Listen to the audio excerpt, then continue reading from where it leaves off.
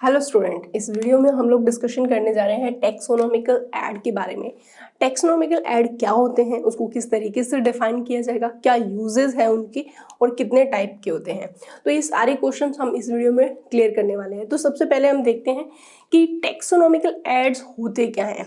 देखिए, taxonomical ads basically कुछ techniques या टूल्स होते हैं या कुछ ऐसा प्रोसीजर होता है जिसके अंदर हम वेराइटी ऑफ जो लिविंग्स हैं उनकी इंफॉर्मेशन को या उनके जो स्पेसिमेंस होते हैं उनको स्टोर करके रखते हैं, जिससे कि हम इजीली आइडेंटिफिकेशन कर सके ऑर्गेनिज्म को और उनके बेसिस पे हम उनका क्लासिफिकेशन कर सके। क्योंकि अगर टेक्सोनॉमी की बात करें तो टेक्सोनॉमी में ये कुछ पर्टिकुलर स्टेप्स थे, 4 स्टेप, जिसमें पहले तो कैरेक्टराइजेशन करना होता है, देन आइडेंटिफिकेशन करना होता है एंड देन उसके बाद हम लोग उनका क्लासिफिकेशन एंड नॉमेनक्लेचर करते हैं।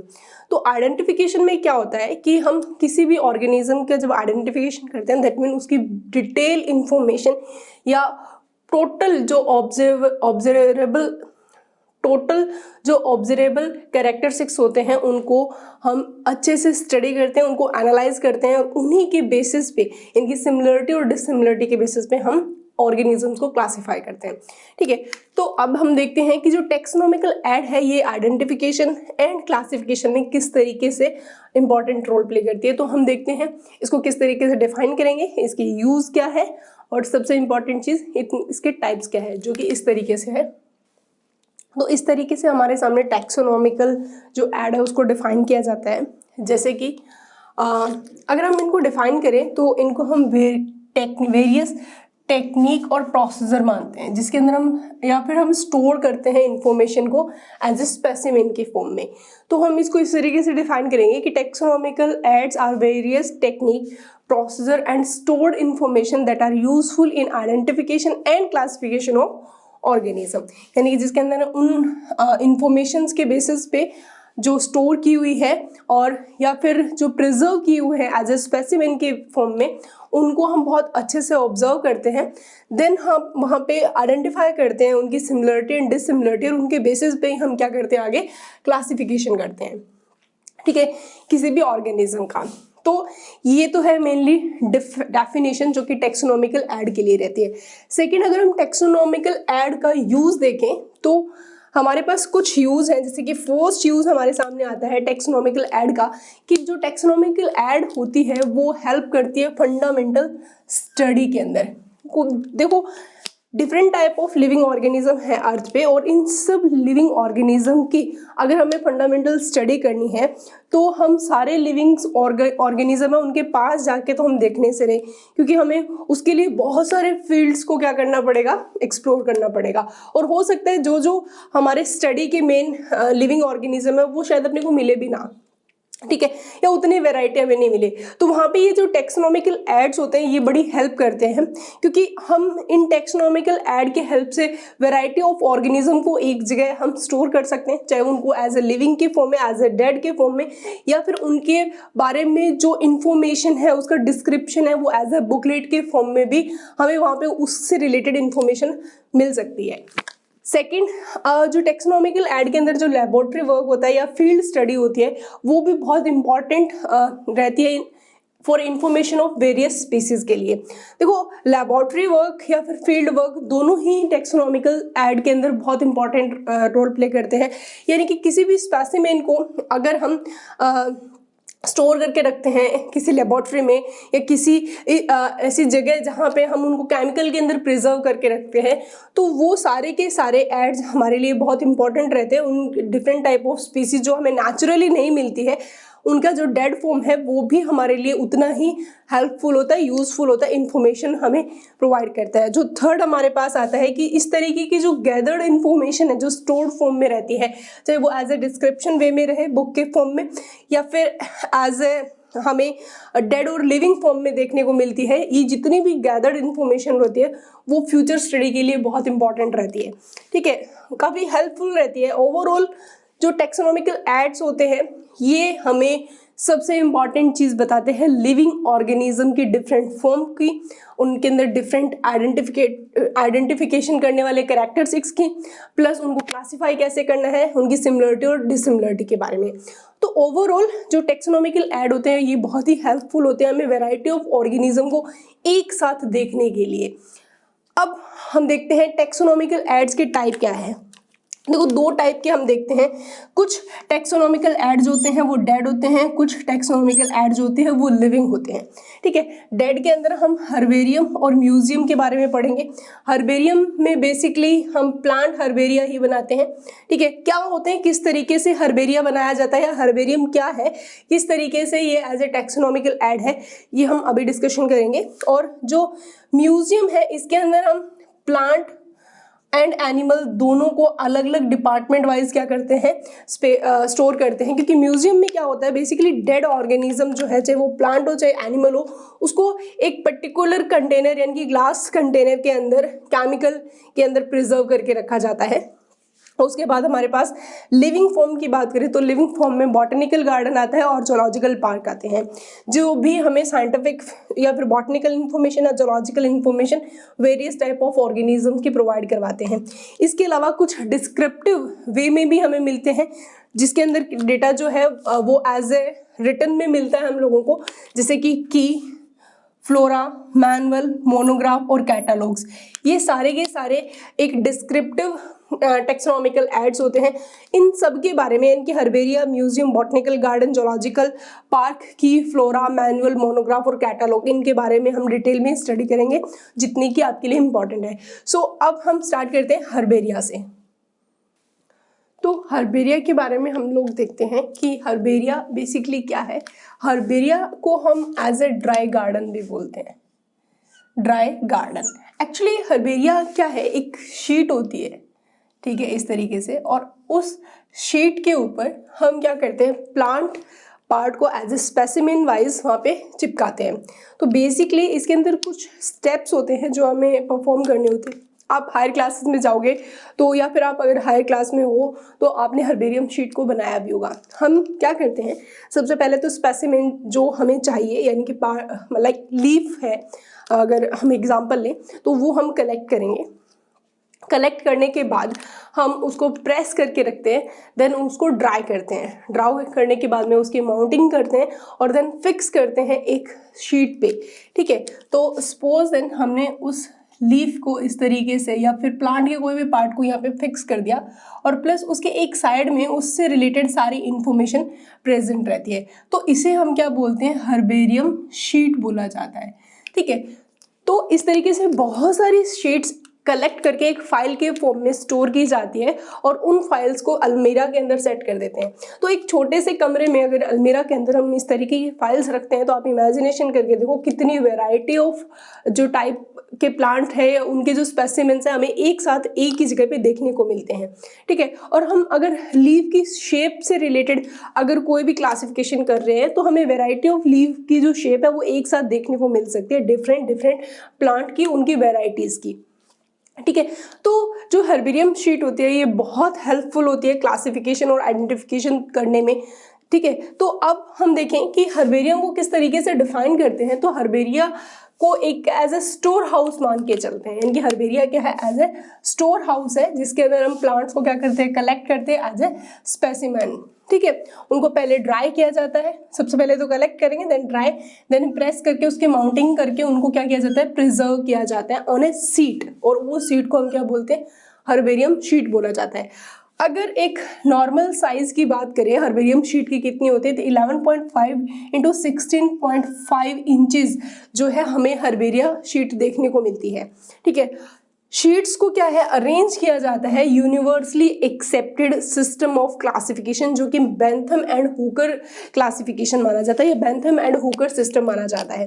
तो मतलब शीट्स जो है वो एक पर्टिकुलर एक वेल अरेंज्ड मैनर के अंदर रखी जाती हैं और उनको एक बहुत अच्छे से अरेंज किया जाता है। तो शीट का जो अरेंजमेंट होता है वो किसके अकॉर्डिंग होता है, universally accepted system of classification, जो कि बेंथम एंड हुकर रहता है प्लांट के पर्सपेक्टिव में।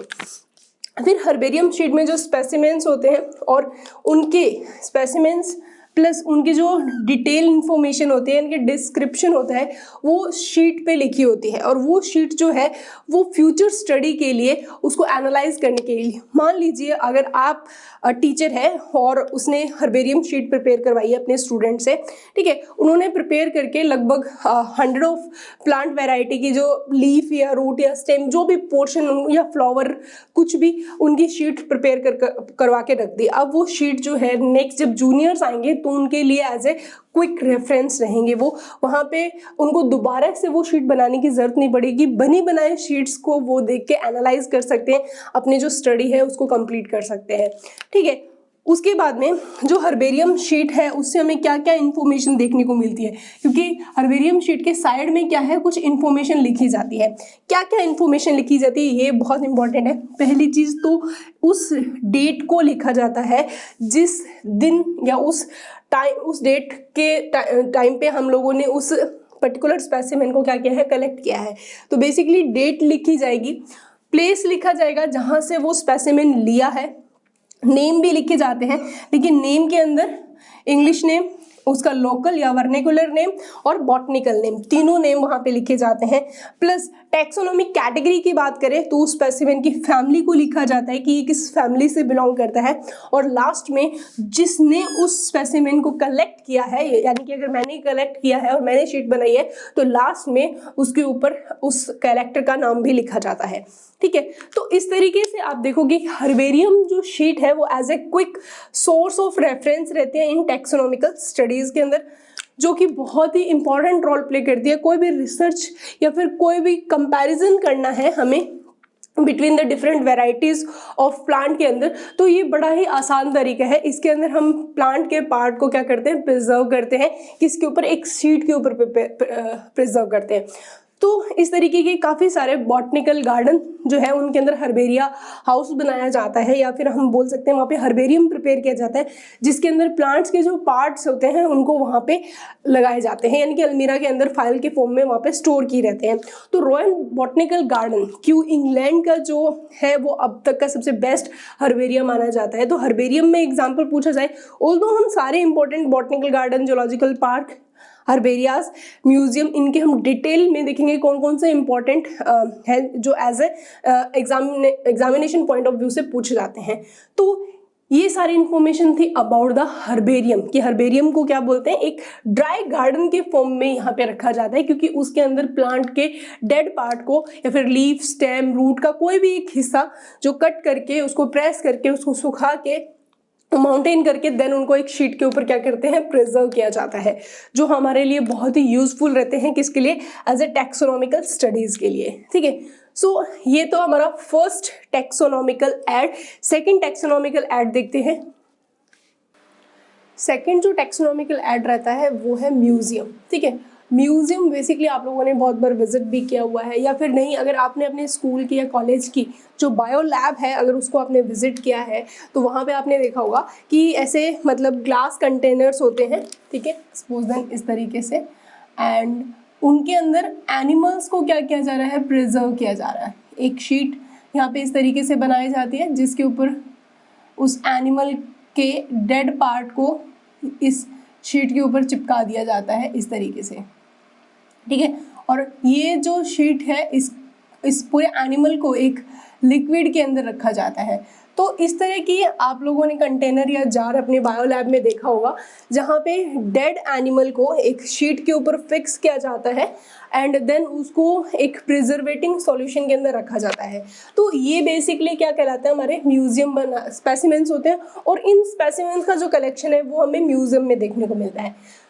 तो जो म्यूजियम है वो एक ऐसी जगह है जहाँ पे स्टोर किया जाता है, प्रिजर्वेशन किया जाता है एंड एग्जीबिशन किया जाता है प्लांट और एनिमल स्पेसिमेंट्स का, ठीक है।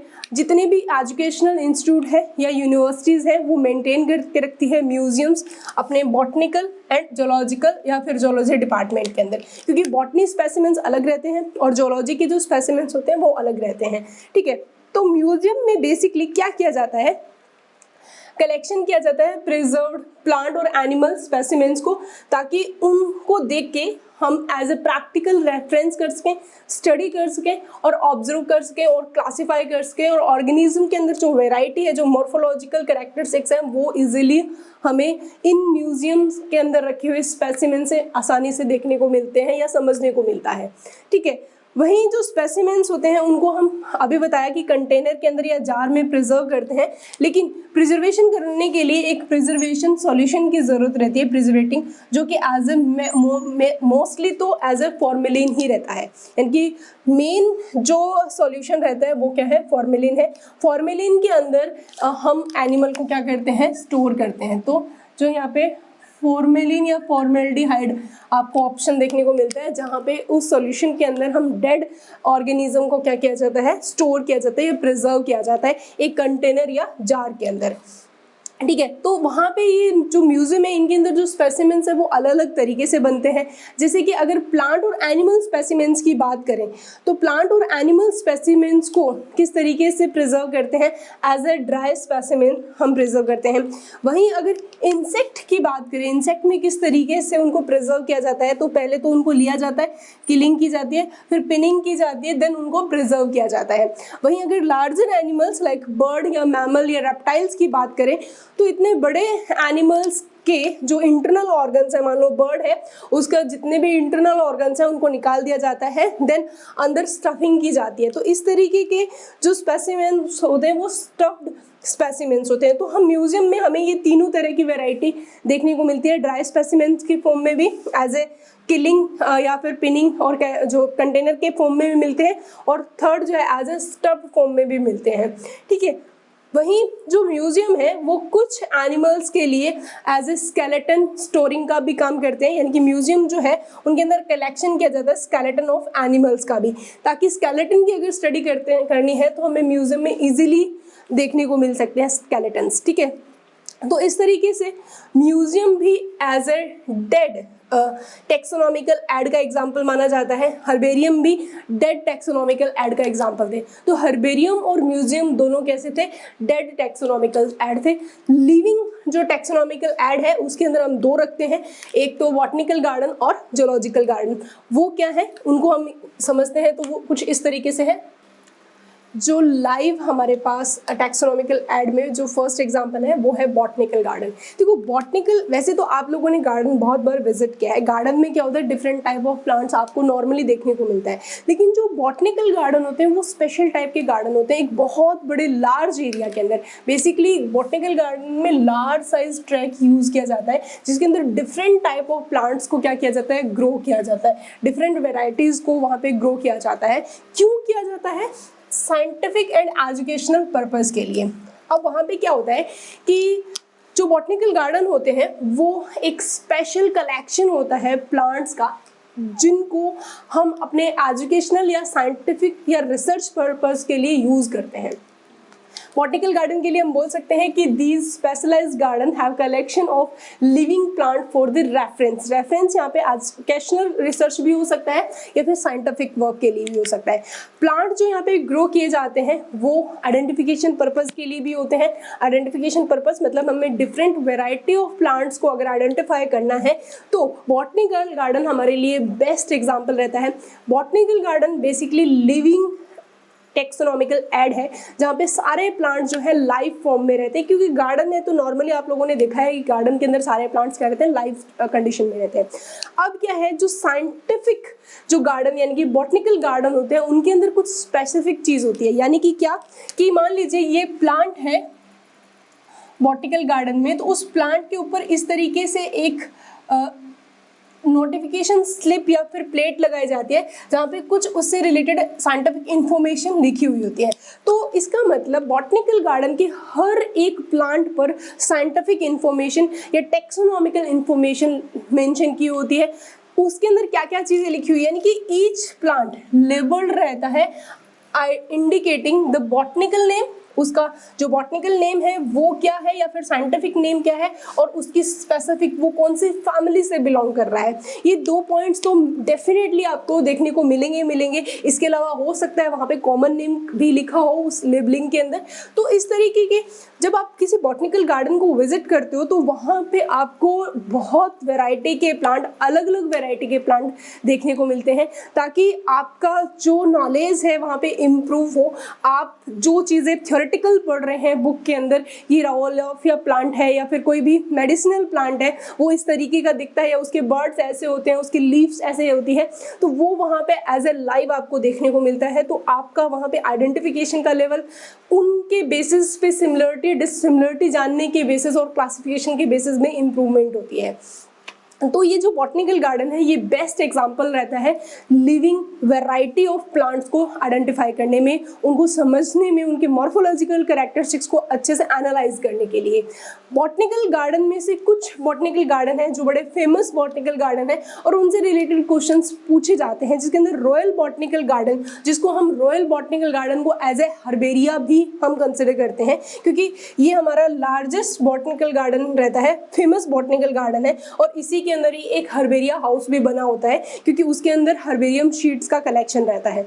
तो रॉयल बॉटनिकल गार्डन का रेफरेंस एज ए हर्बेरिया भी आप ले सकते हो, रॉयल बॉटनिकल गार्डन का reference as a botanical garden तो रहेगा ही रहेगा। कहाँ है लोकेशन बेसिकली पूछ ली जाती है, क्यों इंग्लैंड के अंदर है।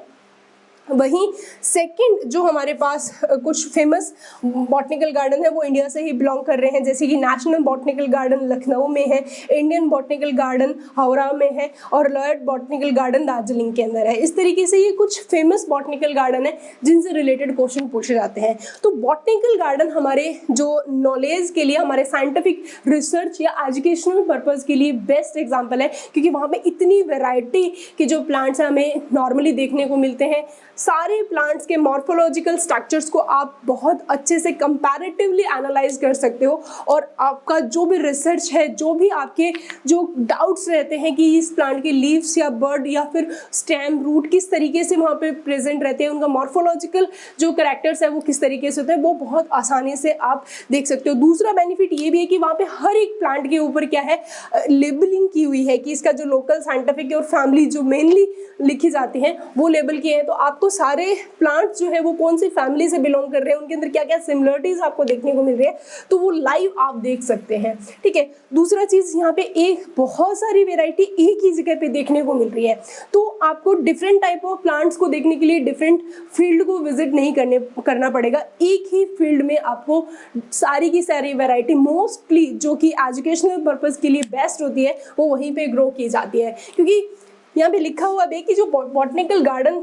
स्पेशलाइज्ड गार्डन होते हैं जहाँ पे कलेक्शन किया जाता है लिविंग प्लांट्स का फॉर रेफरेंस, कि इसका जो प्लांट है इकोनॉमिकल ये इंपॉर्टेंस है, इसकी ये इकोनॉमिक इंपॉर्टेंस है, तो different type of economic importance के बेसिस पे प्लांट को वहाँ पे ग्रो किया जाता है ताकि हम इजीली उनका प्रैक्टिकली एनालाइज कर सके। तो बॉटनिकल गार्डन के बाद में जो सेकंड लाइव हमारे पास टेक्सोनॉमिकल ऐड आता है वो है जूलॉजिकल पार्क, और वो कुछ इस तरीके से है। नेक्स्ट हमारा सेकंड जो लिविंग टेक्सोनॉमिकल ऐड है वो है जूलॉजिकल पार्क। तो जूलॉजिकल पार्क को कॉमनली जू के नाम से जाना जाता है, सबसे इंपॉर्टेंट चीज़ तो ठीक है। अब जूलॉजिकल पार्क में क्या किया जाता है, जैसे बॉटनिकल गार्डन में लाइव प्लांट्स को एक जगह ग्रो किया जाता है, ठीक है, ताकि उनकी सारी चीज़ों को एक साथ ऑब्जर्व किया जा सके, ठीक उसी तरीके से जूलॉजिकल पार्क में एक बड़े से एरिया के अंदर हम लाइव वाइल्ड एनिमल्स को रखते हैं, ठीक है, और उनको वही हैबिटेट प्रोवाइड किया जाता है जो कि एक नेचुरल है, जो काफ़ी हद तक उस नेचुरल हैबिटेट के सिमिलर रहता है। ऑल्दो जूलॉजिकल पार्क में जितना भी प्रोटेक्शन है और केयर है किसके थ्रू की जाती है, ह्यूमन के थ्रू ही की जाती है। और जो ये पार्क्स होते हैं ये एक आइडल फोर है किसके लिए, स्टडी और लर्न करने के लिए डिफरेंट टाइप ऑफ फूड की जो एनिमल है वो किस तरीके के फूड को लेते हैं, उनकी हैबिट्स क्या है, उनके बिहेवियर्स क्या है। तो इस तरीके से बहुत सारी इंफॉर्मेशन जो है लाइव वाइल्ड एनिमल्स की देखने को मिलती है। उनके अंदर डिफरेंट टाइप ऑफ कैरेक्टर से आइडेंटिफाई होते हैं, उनकी सिमिलरिटी और डिससिमिलरिटी भी हम चेक करते हैं कि ये जो सिमिलरिटी है और अदर लाइव जो एनिमल है उनके अंदर देखने को मिलती है या नहीं मिलती। सो जो जूलॉजिकल पार्क है उनको हम जू बोलते हैं, एक ऐसी जगह place where the live wild animals are kept. तो सबसे इंपॉर्टेंट चीज़ ये लाइव वाइल्ड एनिमल यहाँ पे रखे जाते हैं, ठीक है, प्रोटेक्टेड इन्वायरमेंट में रखा जाता है। और ये जो इन्वायरमेंट होता है वो सिमिलर होता है काफ़ी हद तक उनके नेचुरल हैबिटेट्स के, ठीक है। और यहाँ पे जो प्रोटेक्शन और केयर प्रोवाइड की जाती है वो किसके थ्रू की जाती है, ह्यूमन बींग्स के थ्रू ही की जाती है। ये जो पार्क्स होते हैं वो आइडल होते हैं किसके लिए, स्टडी करने के लिए और लर्न करने के लिए डिफरेंट टाइप ऑफ फूड जो कि एनिमल्स लेते हैं, उनके हैबिटेट्स और उनके बिहेवियर को जानने में। वैरायटी ऑफ एनिमल्स किस तरीके से बिहेव करते हैं पर्टिकुलर एनवायरमेंटल चेंजेस के लिए या हैबिटेट के लिए, उनका खाना किस तरीके से है, तो इस तरीके से सारे क्वेश्चंस के आंसर हमें जूलॉजिकल पार्क में देखने को मिलते हैं। स्टूडेंट जो होते हैं ये बच्चे अक्सर जूलॉजिकल पार्क को दोनों पर्सपेक्टिव से ही विजिट करना प्रेफरेंस करते हैं। एक तो अपने नॉलेज की इंप्रूवमेंट करने के लिए, दूसरा एक बहुत अच्छा इंटरटेनमेंट सोर्स भी कंसिडर किया जाता है, क्योंकि वहाँ पे हम उन एनिमल्स को देखते हैं जो लाइव हमें देखना पॉसिबल नहीं होता, जो सिर्फ हम टीवी के अंदर या फिर एज ए इंटरनेट मीडियम के थ्रू ही देख पाते हैं। तो ऐसे एनिमल्स जिनको हम बुक्स में देख रहे हैं या टीवी में देख रहे हैं, ऐसे एनिमल्स हमें वहाँ देखने को मिलते हैं। तो वो एज ए एक क्यूरियोसिटी को भी मतलब क्योर करता है और वो एज ए इंटरटेनमेंट सोर्स भी रहता है। नेशनल जूलॉजिकल पार्क जो दिल्ली के अंदर है उसको फिनेस्ट जू माना गया है एशिया का, फॉर एग्जांपल आपको बताया गया है यहाँ पे। तो zoological park as a taxonomical aid है वो भी लिविंग एनिमल्स के लिए। तो इस तरीके से हमने सारे के सारे टेक्सोनॉमिकल ऐड जो लाइव और डेड थे वो हमने किए। लेकिन अभी भी कुछ डिस्क्रिप्टिव टेक्सोनॉमिकल एड्स हैं, जैसे की है, फ्लोरा, मैनुअल, कैटालॉग्स, ये सब ये क्या होते हैं, इनको भी हम डिटेल में एनालाइज करेंगे, क्योंकि की जो है वो बड़े ही इंपॉर्टेंट रोल प्ले करते हैं किसी भी अननोन ऑर्गेनिज्म को आइडेंटिफाई करने के लिए। तो किस तरीके से की हेल्प से हम किसी अननोन ऑर्गेनिज्म को आइडेंटिफाई करेंगे ये हम देखेंगे नेक्स्ट क्लास में। तब तक के लिए stay happy, keep studying, thank you.